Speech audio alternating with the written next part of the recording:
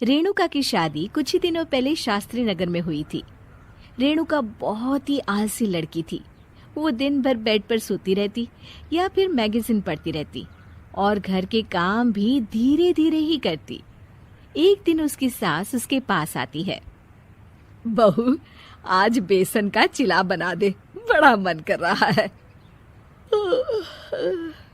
हाँ मम्मी जी, बनाती हूँ थोड़ी देर में। थोड़ी देर में? अरे थोड़ी देर में तो रात के खाने का वक्त हो जाएगा बहू।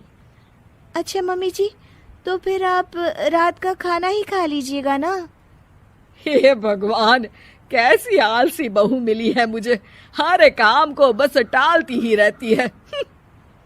रेणुका दिन भर बस आलस पना ही करती रहती। एक बार रात के खाने पर सब बैठे हैं तो रेणुका का पति कहता है, अरे ये क्या, आज फिर से करेला? रेणुका, हफ्ते में तीसरी बार ऐसा हुआ है कि करेला बन रहा है। कुछ भी बना लिया करो। अरे इतनी सारी सब्जी मिलती है मार्केट में। हाँ, पर अब कौन मार्केट जाए और सब्जी लेकर आए, इसीलिए जो था घर पर वही बना दिया। बहू, फ्रिज खोल कर देखती तो पता चलता कि सारी सब्जियां रखी होती है, पर तुम्हारा आलसपन खत्म हो तो तुम्हारी नजर जाए ना। विशाल कमरे में आकर रेणुका से पूछता है, रेणुका, मैंने कहा था तुमसे कि मेरे लिए रुमाल ले आना। मेरे सारे रुमाल खराब हो गए हैं। तुम ले आई क्या? आज नहीं गई, कल ले आऊंगी। ओफो, पिछले 4 दिनों से मैं यही सुन रहा हूँ। बिना रुमाल के ऑफिस जाना पड़ रहा है। तुम तो बहुत ही आलसी होती जा रही हो रेणुका। आपको रुमाल की जरूरत है ना, तो खुद ही खरीद लीजिए ना। हाँ, अब वही करूंगा। तुम्हारे भरोसे बैठा रहा तो कुछ नहीं होगा। एक दिन दरवाजे पर बेल बज रही होती है और रेणुका सोफे पर बैठी होती है, पर आलस में दरवाजा खोलती ही नहीं। अरे बहू, कितनी देर से बेल बज रही है? क्या कानों में रुई डालकर बैठी हो जो सुनाई नहीं दे रही बेल? मम्मी जी, अब आप आ ही गई हैं तो आप ही खोल दीजिए ना दरवाजा। क्यों मुझे ताना मारकर और देर कर रही हैं? अरे वाह, उल्टा चोर को तवाल को डांटे। सास दरवाजा खोलती है तो उसकी पड़ोसन दरवाजे पर खड़ी होती है। दरवाजा खोलने में इतनी देर क्यों हो गई? सब सो गए थे क्या? और ये भी कोई वक्त है क्या सोने का? हाँ? अरे नहीं नहीं, ऐसी कोई बात नहीं है। आइए आइए, आप लोग अंदर आइए।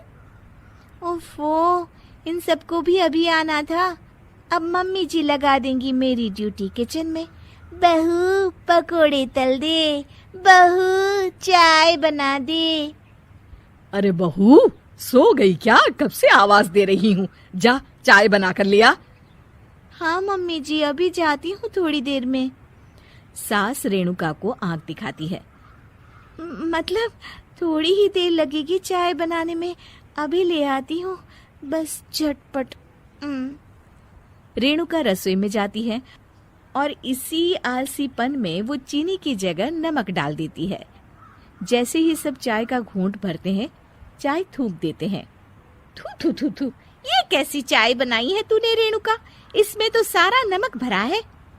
हाँ, और ये पकोड़े, इसमें इतनी मिर्च है कि मेरी तो हालत ही खराब हो गई खाकर। और रेणु जी, आपकी खातिरदारी में पहले तो कभी कोई कमी नहीं रहती थी, पर जब से आपकी ये बहू आई है ना, मामला कुछ गड़बड़ा सा गया है। हाँ हाँ, जहाँ आप इतनी एक्टिव हैं, वहीं आपकी बहू एकदम आलसी, एकदम राम मिलाई जोड़ी लगती है।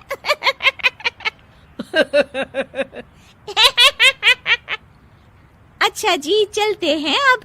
नमक वाली चाय पिलाने के लिए बहुत बहुत शुक्रिया। सब वहां से चले जाते हैं। अरे तूने तो मेरी नाक ही कटा दी बहू। वे लोग क्या सोच रहे होंगे मेरे बारे में? मम्मी जी, मैंने तो शक्कर ही डाली थी, पता नहीं नमक कैसे बन गई शक्कर। शक्कर नमक नहीं बना बहू रानी, तुम्हारा ये जो आलसपना है ना, ये उसी का नतीजा है।